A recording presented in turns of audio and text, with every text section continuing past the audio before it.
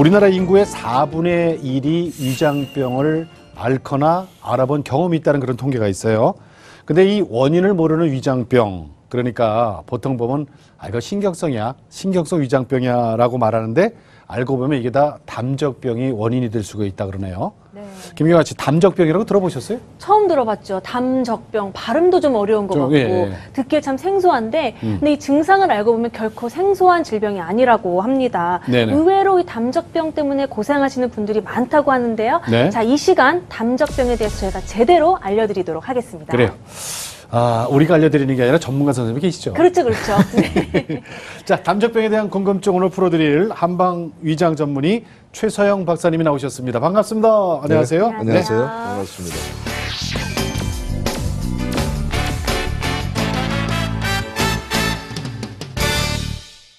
우리나라 그 위장병 환자 수가 그렇게 많다고요? 예, 우리나라는 뭐 정말 위장병 천국이라고 할 수가 있어요. 사실 좀 부끄러운 통계가 될지 모르겠지만 한 4분의 1 정도가 위장병 때문에 항상 배앓이를 하고 있고 그런데 대부분의 경우에 이제 보면은 그 원인을 잘 모르는 경우가 많고 되게 검사를 뭘로 합니까? 내시경을 하잖아요. 네네네. 근데 나오질 않는 게 10명 중 7, 8명은 정상으로 나와요. 그러니까 신경성이라는 위장병이 많아요. 신경성이라는 원인 모르겠다는 뜻이고 그다음에 치료가 잘 안 된다는 건데 거의 대부분의 환자들이 신경성에 시달리고 있는데 그럼 과연 원인이 없냐 이거죠. 예. 오늘 이제 그걸 살펴볼 거고요. 네. 그다음에 소화기 계통의 암이 굉장히 많아요. 한 10년 동안에 위장, 식도, 그다음에 이제 대장 이런 쪽의 암이 한 70% 넘게 증가가 되고 있어요. 상당하네요. 그래서 그런데 이러한 것에 대한 예방책이라든가 또 좀 이렇게 줄여볼 수 있는 의학적 대책이 아직 없다는데 참 심각한 상태죠. 근데 오늘 주제가 담적병이란 말이에요. 네. 선생님? 근데 담적이란 게 무슨 말이에요? 담적병. 처음 듣는다고 그러셨죠? 처음 들어요. 제가 위장병이란 말은 많아도 담적병은 저는 처음 들었어요. 담자라는 말은 들어보셨죠? 우리가 여기 굳어지고 목이 열렸다고 그래요. 담 걸렸다. 담 걸렸다고 그러잖아요. 바로 그 담자예요. 우리가 가래를 뭐라고 그래요? 가래 담자를 쓰거든요. 객담. 그러니까 객담. 이 담적이라는 거는 가래 같은 그런 부패한 물질들이 위장에 쌓였다는 겁니다. 그래서 위장이 덩어리졌다 이런 뜻이에요. 지금 담적병 잠깐 설명을 드릴게요. 시청자들 모르실 테니까 우리가 위장이 안 좋으면 내시경을 할 텐데 내시경을 하면 어디만 봅니까? 안에. 이 점막만 보죠. 그렇죠. 지금 제가 말씀드리고자 하는 담적병은 점막이 아니라 이 점막 이면 조직, 속살 조직, 여기가 이제 굳어지고 덩어리지는 병이에요. 조금 이해하기 어려운 이 프라그 있죠? 네네네. 이 프라그가 보면 입에서 우리가 양치하는 프라그 생기잖아요. 그게 썩으면 냄새나고 세균 생기는 건데 그게 잇몸에 끼면 치석 만드는 거 아닙니까? 그 프라그가 더 썩은 게 담이다 생각하시면 돼요. 그 담이 이 점막의 문을 뚫고 저기 보면 점막에 이제 동그란 구멍들 있죠? 네네네. 저게 문입니다. 위장 점막에 저렇게 문이 있다는 거 처음 보시죠? 네. 열렸다 닫혔다는 문이 있어요. 그렇구나. 근데 저 문은 말이죠. 우리가 먹은 음식이 다 분해가 되고 영양분이 좋은 영양분이고 저렇게 그러면은 싹 열려가지고 이제 흡수를 시켜요. 만약에 독소가 있고 분해가 안 됐다고 하면 들어가면 안 되잖아요. 그럴 땐 싹 저렇게 닫습니다. 그래가지고 좀 배설시켜가지고 우리 위장이 손상이 안 되고 피가 더럽지 않게. 그렇게 하는 저는 게이트가 있어요. 근데 그 아까 그 담 독소가 저렇게 이제 보세요. 막 음식이 들어간 거죠? 어머, 갈비찜 먹었다. 그냥 뭐 씹지도 않고 막 먹네요. 그럼 저런 것들이 이제 들어가서 저렇게 막 이제 쌓여가지고 저기서 이제 부패하는 겁니다. 부패하면 저게 이제 담이 되는 거죠. 담 독소가 이제 바로 아까 그 문들을 이제 깨트리는 거죠. 깨트리니까 그 문 속으로 이제 저게 쌓이는 거예요. 이제 좀 쉽게 그림을 설명한 거니까요. 그래서 저런 것들이 이제 그 점막 외벽으로 저렇게 스며드는 겁니다.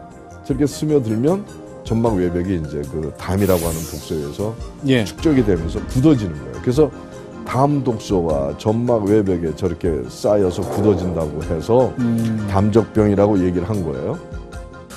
이제 이 담적병이란 말은 우리가 알았으니까 그럼 우리가 자가 진단 테스트를 한번 해보는 건 어떨까 싶어요. 무섭지 않아요. 저희들이 자료를 준비했어요. 우리 시청자 여러분께서도 하나하나 이제 꼼꼼하게 해보시고 저하고 김경아 씨도 한번 같이 해보고. 알겠습니다. 우리 방청석에 계신 분들도 함께 해보시고.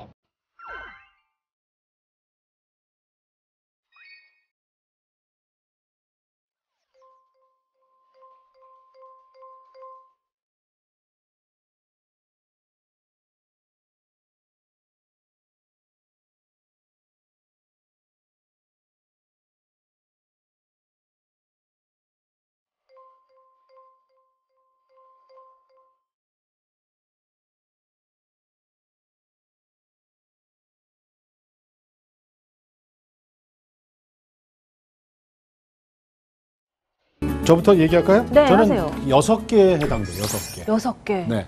김경아 씨는? 저는 8개. 8개? 네. 8개? 우리 저 방청석에 네. 계신 분들 중에서 4개 이하 손 들어보세요. 4개 이하. 4개 이하. 한 분 계시네. 한 분 계시네요. 높이 들어보세요. 한 분. 10개 이상 손 들어보세요. 10개 이상. 10개 이상 또 계시네. 한 분 계시네요. 4개에서 10개 사이시죠? 저처럼 그래요. 6, 8개 정도? 제가 저기 4개하고 10개를 기준점으로 잡은 이유가 있어요. 박사님, 그렇죠? 저는 6개거든요. 예, 아슬아슬하네. 대개 4개 이하라 그러면은 네. 담적병은 아니다고 볼 수 있어요. 네. 근데 이제 4개 이상이 되면서부터 이제 담적병에 해당이 되고요. 네. 10개 이상이 되면은 좀 심각한 담적 상태. 그러니까 담적이 그 전신으로 퍼져가는 그런 상태라고 볼 수 있어요. 그래서 이런 경우는 빨리 치료를 받으셔야죠. 김경환 씨 빨리 치료받아야 되겠네. 8개. 8개면은 조금 진행되고 있는 거죠. 예? 남편 같은 경우는 몇 개나 나올까요? 딱 보는 순간, 우리 신랑 계속 그러고 있었어요. 마지막만 아니겠지 뭐. 마지막 정말. 그러니까 마지막만 다행히 여성의 경우가 아니기 때문에. 자, 우리 댁에서 지금 시청하고 계시는 분들 그 자가 진단해 보셨는지 모르겠어요. 저는 6개가 나왔는데 이거 보면서 좀 심각하다 하시는 분들은요. 아래 전화번호로 전화 주시면은 보다 자세한 상담을 받으실 수도 있습니다. 자, 오늘 담적병에 대해서 저 기본적인 내용을 들어봤고요. 우리 방청석에 계신 분 중에 궁금하신 분들이 계시는 것 같은데 벌써 심각하세요. 예. 자, 마이크 드시고. 네. 저는 평소에 머리가 깨질 것 같이 아프고요. 네. 눈도 빠질 것 같고 심하면 토할 것 같이 울렁거리거든요. 네. 너무 아프면 두통약 사서 먹는데 네. 잠깐 나아지는 것 같거든요. 근데 이것도 담적병인가요? 네, 우리 국민들이 편두통, 어지럼증 환자 참 많으시잖아요. 예. 근데 MRI도 찍어 보셨겠죠? 근데 그게 잘 나타나지 않았죠. 귀 검사에도 큰 문제가 없고요. 근데 담적병하고 두통, 어지럼증하고 여기 담결림은 굉장히 밀접하게 관련돼요. 그게 어떤 원리냐면 여기 이제 위장인데 여기 담적이 생겼잖아요. 담이라는 게 담적 독소가 깨끗해요, 더러워요? 더럽잖아요. 네. 음식 찌꺼기 썩은 거니까요. 그게 이제 이 혈관, 여기 혈관이나 림프를 통해서 이제 온몸으로 돌아다니기 시작해요. 어디로 갈까요? 전신으로 가는데 어디로 가냐면요. 그 사람이 약한 데로 가요. 그러니까 예를 들어서 모니터를 많이 봐서 여기가 좀 피로해 있다가 하면 여기 껴요. 그리고 신경을 많이 썼다 하면 머리에 끼고. 뭐 이런 식으로 또 심장이 약한 사람들은 심장에도 껴요. 그럼 이렇게 답답해오고 그럽니다. 근데 아무튼 지금 머리로 간 거예요. 담 독소가. 그래서 머리 아프고 어지러운데 담 독소가 더러우니까 구역질이 같이 나타나고 예. 소화가 안 되는 증상이 예. 같이 병발이 되는 거죠. 그래서 그거는 두통, 어지럼증 약 쓰지 않더라도 담적을 치료하면 뇌로 가는 피가 맑아지기 시작하죠. 그래서 저절로 없어지는 효과를 볼 수가 있습니다. 오직 복음, 오직 믿음. CTS